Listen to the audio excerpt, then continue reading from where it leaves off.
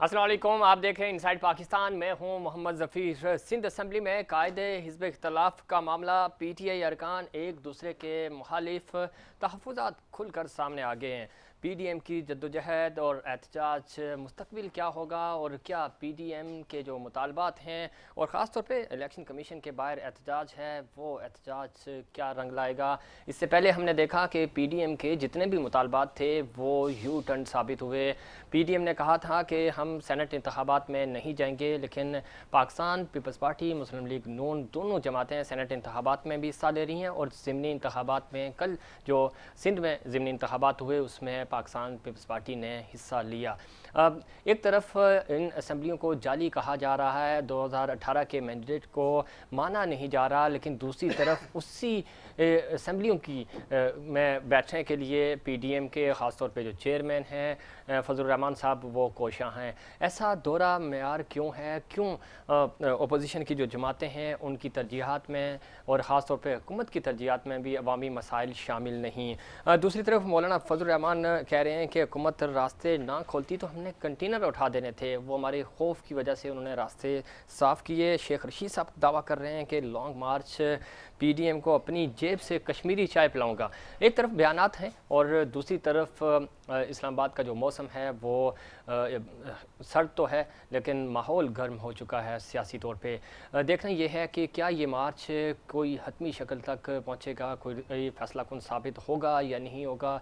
दूसरी तरफ हुकूमती वज़रा ये दावा कर रहे हैं कि हमें कोई प्रेशर नहीं है, हम इनको वेलकम कर रहे हैं और हम 5 साल भी पूरे करेंगे और अगले 5 साल के लिए भी खान साहब दोबारा आ रहे हैं। इन तमाम इश्यूज़ पे बात करेंगे। हमारे साथ स्टूडियो में मौजूद हैं जनाब बाबू सरफराज जुतई साहब, सीनियर मरकज़ी नायब सदर हैं मुस्लिम लीग नून सिंध के, साबिक सदर हैं मुस्लिम लीग नून सिंध के। बहुत शुक्रिया आपने प्रोग्राम में वक्त दिया। उनके साथ तशरीफ़ रखते हैं जनाब फ़रीद आलिम साहब, सीनियर सहाफ़ी, सीनियर तज्ज़ियाकार हैं और ख़ास तौर पे जो सियासी अमूर हैं उन पर बड़ी गहरी नज़र रखते हैं। बहुत शुक्रिया आपने प्रोग्राम में वक्त दिया।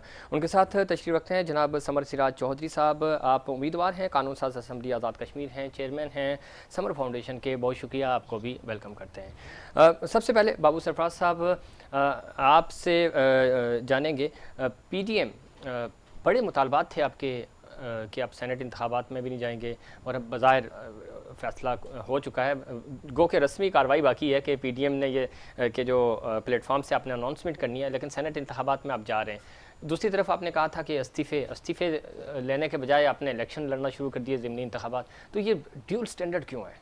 देखिए, बात सुने, जो भी फैसला PDM का होगा मुस्लिम लीग नून उसके तहत मानने की पाबंद है। ठीक है। इस वक्त जो असेंबली से इस्तीफे आ चुके हैं, ऐसा नहीं कि कोई पार्टी में जो कह रहे थे कि पार्टी टूट फूट का शिकार होगी, लोग इस्तीफे नहीं देंगे।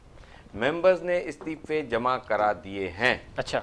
इस वक्त अभी तक ये कोई फैसला नहीं हुआ कि हम सेनेट के इंतखाबात में जा रहे हैं या नहीं जा रहे हैं। इस वक्त सिर्फ ये है कि जो ज़मीनी इंतखाबात हैं उनमें मैदान खाली नहीं छोड़ा गया। अच्छा। क्योंकि अगर मैदान हम खाली छोड़ते तो हुकूमत को एक और चांस मिलता है, इसी हुकूमत को अपना नंबर स्कोर पूरा करने के लिए। ठीक। तो मैदान इस गवर्नमेंट के लिए कहीं पर भी PDM खाली नहीं छोड़ रही, वो सियासी मैदान भी खाली नहीं छोड़ रही, असेंबलीज में भी उनके लिए मैदान खाली नहीं छोड़ रही। ठीक है। किसी भी प्लेटफॉर्म पे हम कोई भी हुकूमत को मौका नहीं देना चाहते कि उसके लिए मैदान खाली छोड़ा जाए और वो अवाम के हुकूक पर डाका डाल दे। ठीक। और जिस वक्त जिस तरीके से इस गवर्नमेंट ने अवाम के साथ नाजायजियाँ और नाइंसाफ़ियाँ शुरू कर दी हैं, बेरोज़गारी, बदअमनी, अब दहशतगर्दी की नई लहर आ रही है और आ चुकी है, इसको अगर खाली मैदान दिया गया अच्छा। तो ये अवाम के साथ नाइंसाफ़ी होगी, अवाम के साथ ज़्यादती होगी कि हम उनको खाली मैदान दें। और देखें कि इस वक्त कौन सी जगह पर इस हुकूमत ने अपना यू टर्न नहीं लिया। सही। हर जगह पर इस गवर्नमेंट ने क्या नहीं लिया। लेकिन गवर्नमेंट ने तो यू टर्न लिया, इसमें कोई शक नहीं, लेकिन आपने भी कम यू टर्न नहीं लिए। आप जो दावे आपने किए थे ना कि ये हुकूमत जनवरी से पहले चली जाएगी, इस्तीफे आ जाएंगे, सेनेट में नहीं जाएंगे और यही असम्बलियाँ आपको जाली लगती थी, लेकिन उन्हीं असम्बलियों में आप जा रहे हैं, तो ये क्या? गुजारिश करूँ, हम आज भी इन असम्बलीज को जाली करार दे रहे हैं। मैंने गुजारिश ये की कि हम इनके लिए मैदान खाली नहीं छोड़ना चाहते। ठीक, मैदान खाली नहीं छोड़ना चाह रहे। हमें ज्वाइन किया है डॉक्टर सराब सरकी साहब ने, आप MPA हैं, सीनियर रहनुमा हैं पाकिस्तान पीपल्स पार्टी के। बहुत शुक्रिया, आपने प्रोग्राम में वक्त दिया। बहुत शुक्रिया भाई। डॉक्टर साहब आपकी तरफ भी आऊँगा। फरीद आलम साहब हैं हमारे साथ, सीनियर सहाफ़ी हैं, सीनियर तजिया करें। फरीद आलम साहब, सिंध असम्बली में बड़ी दिलचस्प सूरत हाल इस वक्त इख्तियार कर चुकी है, ख़ासतौर पर पाकिस्तान तहरीक इंसाफ, चूँकि अपोजिशन लीडर उनका था, अपोजिशन लीडर की तब्दीली का जो मामला था वो इस वक्त थोड़ा सा पेंडिंग में है, क्योंकि ऑफिशियली स्पीकर साहब को उनका इस्तीफ़ा नहीं मिला। दूसरी तरफ खुद PTI के जो अरकान हैं वो एक दूसरे के सामने आगे उनके तहफ़्फ़ुज़ात हैं। आपको लगता है कोई फॉरवर्ड ब्लॉक बनने जा रहा है? ये फॉरवर्ड ब्लॉक तो PTI में नहीं बनेगा, लेकिन PTI के अंदर अंदरूनी तौर पर बड़ी ग्रुपबंदी है। जो आप कहते हैं फॉरवर्ड ब्लॉक, तो फॉरवर्ड ब्लॉक उनमें से कोई इस पोजीशन में नहीं है कि फॉरवर्ड ब्लॉक बना सके, क्योंकि 4 लोग जो एक तरफ है वही दूसरी तरफ भी है। अच्छा। लेकिन कराची में और इंटीरियर सिंध में और जो कुछ लोग इन्वॉल्व हुए, जो आगे बढ़े, जिन्होंने काफ़ी अरसे के बाद PTI में शमूलियत इख्तियार की, जब PTI बड़ी अच्छी पोजीशन में आ गई थी। ठीक है। कुछ लोग वो हैं जो PTI में पहले दिन से शामिल हैं और वो जद्दोजहद भी कर रहे थे। वो तो साइड होते जा रहे हैं। उन दोनों के दरमियान में एक गैप आया हुआ है, जो अब सियासी तहरीक का हिस्सा बने शुरू दिन से, वो अटल अपने नज़रियात पे कायम है। लेकिन जो बाद में जो लोग आए वो बड़े स्ट्रॉन्ग हो गए, उन्होंने अपनी ग्रुप बनाया।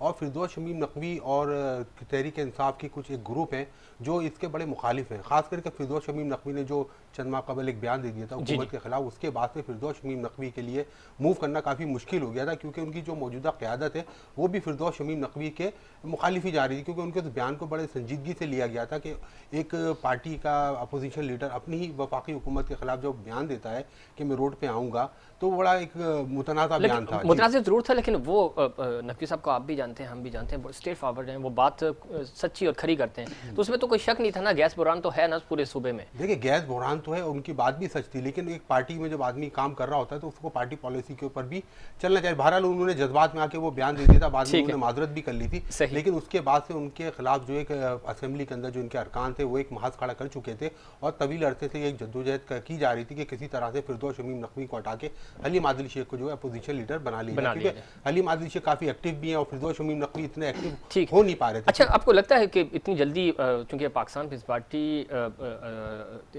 इनकी निस्बत जो है PTI बहुत नई है असेंबली में, और उनको कानून, रेगुलेशंस, इन सारी चीज़ों पे इश्यूज़ भी हैं, और वही वजह है कि आज वो थोड़े से लीगल पॉइंट ऑफ व्यू पे फंसे हुए हैं। तो इतनी आसानी से हलीम आदिल को एक्सेप्ट कर लेंगे? नहीं, पीपल्स पार्टी जो देखें, पीपल्स पार्टी इनको फ्री हैंड तो देगी नहीं, वो खुला रास्ता भी नहीं देगी। सही। ये मामले को तूल देंगे। अच्छा। जितना अरसा ये तूल देंगे उतनी इनकी कामयाबी है, क्योंकि जब तक ये फिरदौस शमीम नकवी वाला मसला हल नहीं होता, PTI जो है आपसी इख्तलाफात में ही उलझी रहेगी और मजीद ये चाहेंगे कि गेन करें टाइम, ताकि ये एक्सपोज। अभी इसी इख्तलाफात में ज़मीनी इलेक्शन में पीपल्स पार्टी खेल रही है ना। सही खेल गई इनके साथ, उसी में इनको उलझा के रखा हुआ। आधे लोग बोलते हैं कि अपोजिशन लीडर लेके आओ, इस्तीफा दे दिया। फिरदौस शमीम ने का इस्तीफा जो है आगा सिराज के पास पहुंचा नहीं, उन्होंने पार्टी क़यादत को दिया। इधर हलीम आदिल शेख इस्तीफा दे भी चुके हैं। तो होना ये चाहिए था कि फिरदौस शमीम नकवी और हलीम आदिल शेख एक साथ इस्तीफा देते अपना, एक अपने पार्लिमानी लीडर से देता और एक अपना अपोजिशन लीडर की हैसियत से देते। लेकिन एक इस्तीफा उनके पास पहुंचा है, दूसरा इस्तीफा उनके पास पहुंचा नहीं। जब तक दूसरा इस्तीफा पहुंचेगा नहीं तो फिर स्पीकर कैसे उसको एक्सेप्ट करें? ठीक है। समझ सिराज चौधरी साहब किस तरह देखते हैं, खासतौर पर अगर हम देखें PDM तहरीक की बात करें, उसमें जो बयानिए की बात होती है, जो सख्त अल्फाज इस्तेमाल किए जाते हैं, आप इत्तफाक करते हैं अपोजिशन जमातों को इतनी हार्ड लाइन लेनी चाहिए? अब सबसे पहले तो मैं आपका शुक्रिया अदा करता हूँ कि आपने अपने प्रोग्राम में मुझे मदऊ किया। बात जिस तरीके से PDM की बात हो रही है, जिस तरीके से एक तरीक लेकर PDM लेकर आई थी, मैं ये समझता हूँ कि उस तरीके से वो डिलीवर नहीं कर पा सके। जिस तरीके से हुकूमत पर प्रेशर डालना चाह रहे थे, उस तरीके से PDM के अंदर जो इस वक्त इख्तलाफात हैं, तो समझता हूँ कि वो एक तारीख को जिस तरीके से वो चाहते थे कि मोमेंटम बन नहीं पाया, वो बन नहीं पाया। अपनी तरफ से कोशिशें बहुत कर रहे हैं। मैं ये समझता हूँ कि इनके अंदर भी बहुत इख्तलाफात हैं। आप देख रहे हैं ना कि जैसे आज का हम इन्होंने ये एहतजाज किया था कि वहाँ पे इलेक्शन कमीशन के सामने, वहाँ पे भी बहुत सी पार्टियों के जो कायदीन है वहाँ नहीं पहुँच सके। तो मैं ये समझता हूँ कि जिस तरीके से PDM ने जो इत्तेहाद किया था, जिस तरीके से वो हुकूमत पर प्रेशर डालना चाह रही थी, उसको इस तरीके से करने में वो नाकाम हो चुके हैं। हो चुके हैं। और आपको लगता है कि इन फ्यूचर, जैसे ये एक आई वाच तो हो सकता है आवाम के लिए कि ठीक है, हमने इलेक्शन कमीशन के सामने भी प्रोटेस्ट कर लिया, अच्छा जी हमने धरने भी दे दिए, हमने रैलियां भी निकाल ली, लेकिन बज़ाहिर PDM भी यही सपोर्ट कर दिया कि हुकूमत भी 5 साल पूरे करे। देखिए, अगर पीडीएम ये चाहती है कि जो इस वक्त महंगाई है, इस वक्त अगर देखा जाए कि पाकिस्तान की जो सूरत हाल है, अगर उस पे ये इस तरीके से, जिस तरीके से आपने इक़्तिदार की खातर जी जिस तरीके से इस पे प्रेशर डालना चाह रहे हैं, अगर वो इस वक्त जो सूरत हाल है, सही, चाहे उसमें आप सियासी सूरत हाल देख रहे हैं, आप दीगर जो इस वक्त इश्यूज हैं, महंगाई कहाँ से कहाँ पहुँच चुकी है, ठीक। इस तरीके से अगर इसको कैश करने की कोशिश करते हैं तो मैं ये समझता हूँ कि सही तरीके से हुकूमत पे प्रेशर डाल सकते हैं। और अब भी जो सूरत हाल जो कर रहे हैं, मेरे ख्याल में हुकूमत को भी इस पर थोड़ा बहुत सोचना चाहिए, क्योंकि ये अपनी पूरी कोशिश कर रहे हैं कि किसी तरीके से भी गवर्नेंस अपनी बेहतर करें। ठीक है डॉक्टर सराब सरकी साहब, खासतौर पे मैं पीडीएम की तरफ आऊँगा, लेकिन उससे पहले सिंध असेंबली में जो सबसे बड़ी डेवलपमेंट है वो ये है कि अपोजिशन लीडर शमीन नकवी साहब ने इस्तीफ़ा दे दिया, लेकिन इस्तीफ़ा स्पीकर साहब के पास नहीं पहुंचा अभी तक। दूसरी तरफ अलीम आदिल शेख जो कि आपकी हुकूमत पे बहुत सख्त तनकीद भी करते हैं, वो कह रहे हैं कि चूँकि नकवी साहब सही मानों में अपोजिशन का किरदार अदा नहीं कर सके और अब अलीम आदिल जो है वो भरपूर अपोजिशन करेंगे। किस तरह देखते हैं इस पूरी डेवलपमेंट को? बात यह है कि पार्लियामेंटी लीडर का जो इस्तीफा सिंध असेंबली में अलीम आदिल ने भेजा, उसकी कोई हैसियत नहीं है, कानूनी कोई हैसियत नहीं है, उसकी कोई मतलब कोई जरूरत भी नहीं है कोई। वो अपनी पार्टी का है पार्लियामानी, और पार्लियामेंटी लीडर की इस्तीफा जो है पार्लियामेंटी लीडर बनाते हैं, उसका कानूनी तौर पर कोई भी नहीं। वो एक स्पीकर प्रोग्रेटिव है जो उसको आगे कोई सीट दे देते हैं, अदरवाइज उसका कोई कानूनी तौर पर कोई चीज नहीं। बाकी बिल्कुल हाँ, लीडर ऑफ द अपोजिशन जो है उसकी सीट नंबर 1 होती है लीडर ऑफ द हाउस की, नंबर 2 सीट होती है लीडर ऑफ द अपोजिशन की। ठीक है, उसकी हैसियत होती है, उसको ऑफिस में मिलता है, वो पूरी जो अपोजिशन होती है उसके जो वोट होते हैं उनको लीड करते हैं। मेरे ख्याल में शमीम नकवी साहब बड़े अच्छे मंजे हुए और अच्छे लीडर ऑफ अपोजिशन रहे हैं और उन्होंने अपोजिशन का बड़ा किरदार अदा किया है। बाकी इनका ये इंटरनल मामला है पीटीआई का, ज्यादा मैं समझता हूँ कि उनका जो किरदार रहा है पहले 2.25 साल में सिंध असेंबली में उनका अच्छा रहा है। बजट में उन्होंने स्पीच की है, की और वो मंजे हुए। लेकिन डॉक्टर साहब ये आप तो उनकी तारीफ कर रहे हैं, इवन हम लोग भी उनकी तारीफ करते हैं। हमने देखा कि वो बड़ा सीधी बात करते हैं, सच्ची बात करते हैं, खरी बात करते हैं। हाँ, लेकिन उन्हीं के लोग जो हैं वो उन पर इल्जाम लगा रहे हैं कि सही मानों में तो ये अपोजिशन कर ही नहीं सके। देखें कुछ लोग ऐसे होते हैं पार्टियों में, वो मतलब वो बहुत ओवर एम्बिशियस होते हैं जी। वो जो भी ओहदे होते हैं वो चाहते हैं कि सारे ओहदे उनके पास आए। अब वो तो अब वही वो किरदार अदा कर रहे हैं पहले भी, जिस तरह ज्यादा गलत बातें करके। अफसोस की बात यह है कि अब असेंबली के फ्लोर के ऊपर जब पहले कोई बात करता था गलत बात, तो एक मोशन आ जाता था, सेंश्योर मोशन आ जाता था, और गलत बात करने पे बड़ी उसकी मतलब एक तरह से गलत बात समझी जाती थी, इखलाकी तौर पे गलत बात समझी जाती थी। अब यह है कि असेंबलियों के अंदर आप देखें, ये असेंबली सिंध असेंबली तो बहुत पुरानी, पाकिस्तान से पहले की 1935 से लेकर बिल्कुल ऐसा ही पूरा एक रिकॉर्ड है, ट्रैक रिकॉर्ड है। हम बरतानिया की जो डेमोक्रेसी है उसको फॉलो करते हैं और हमारी ट्रेडिशन होती हैं, वो सारे ट्रेडिशन अभी खत्म हो गए। आप असेंबली में आए, अभी पहले क्या होता था कि जब मैं 93 में इलेक्ट होकर आया था, मेरे वालिद साहब असेंबली के मेंबर हुआ करते थे। आप बिलीव करें, बच्चों को लेकर आकर यहाँ पर यूनिवर्सिटी के, कॉलेज के, स्कूल के बच्चों को लेकर आकर ये दिखाई जाती थी असेंबलियां किस तरह मेंबर बात करते हैं। बिल्कुल, इसमें कोई शक नहीं। डॉक्टर सराब सरकी साहब के अभी हम उनको बुला के बिठा भी नहीं सकते, ये सूरत हाल हो गई। बिल्कुल सही कह रहे हैं, बिल्कुल सही कह रहे हैं। और सिंध असेंबली की जो तारीखी हैसियत है उसको कोई जुटला नहीं सकता। दूसरी तरफ अगर हम बात करें डॉक्टर सराब सरकी साहब, आप तहरीक अदम एतमाद के हवाले से बिलावल भुट्टो साहब ने कहा था कि हम लेके आएंगे, आज मरियम बीबी ने ये बात की है।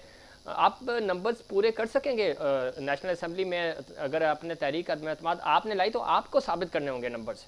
देखिए नसरीन भाई, हम पहले भी हम ये कह रहे हैं, हम पाकिस्तान पीपल्स पार्टी एक सीनियर जमात है और आसिफ अली जरदारी साहब पुराने सियासतदान हैं, और ये मियां मोहम्मद नवाज शरीफ साहब को भी पता है जी, जज्बात के अंदर सियासत नहीं होती।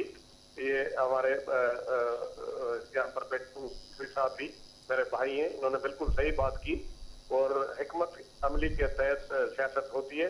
आप इंशाल्लाह ताला देखेंगे, हम अच्छी हिकमत अमली के साथ इस हुकूमत को गिराएंगे और घर भेजेंगे, और ये वो दिन दूर नहीं। हम वही प्रेशर डाल रहे हैं ताकि इन पे प्रेशर डले और ये जो मेरे भाई आपके पास बैठे हुए वो ये कह रहे हैं कि इशूज पे बात नहीं कर रहे हैं। ठीक। इशूज पे अगर बात हम नहीं करते तो हम पहले दिन से मौलाना फजल रहमान साहब ने कहा कि ये जाली असेंबली है, ये जो है सिलेक्टेड है।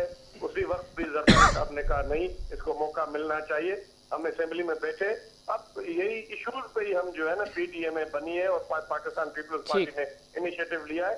इंशाल्लाह ताला पाकिस्तान पीपल्स पार्टी और पीटीएम सब मिलके इनको भगाएंगे और वो दिन दूर नहीं, आप देखेंगे हिकमत अमली के साथ चल रहे हैं। ठीक है, इसमें और कोई शक हम, नहीं है। डॉक्टर सराब सरकी साहब, पाकिस्तान पीपल्स पार्टी ने डे फर्स्ट से ये इस बात को माना था कि असम्बलियों में हम रहेंगे, असम्बलियों खाली नहीं छोड़ेंगे। मोहतरमा शहीद बेनज़ीर भुट्टो साहिबा ने कहा था कि हमसे गलती हुई थी जब हम असम्बलियों से बाहर निकले थे, अब हम कभी भी असम्बली नहीं छोड़ेंगे। उसी बात को पाकिस्तान पीपल्स पार्टी कंटिन्यू कर रही है। अब सवाल ये पैदा होता है कि क्या नंबर गेम का मामला सारा अदम तहरीक अगर आप लेके आएंगे एतमाद की, तो उसके लिए आपको नंबर साबित करना ज़रूरी है। और क्योंकि आप साबित करेंगे कि वाज़ी अक्सरियत आपके पास है, ऐवान जो है वो अक्सरियत में हमारे साथ है, जमात जो है वो एतमाद खो चुकी है, लेकिन बज़ाहिर ये हमें होता हुआ नज़र नहीं आ रहा। इस पर मज़ीद बात करेंगे, लेकिन उससे पहले एक कमर्शियल ब्रेक।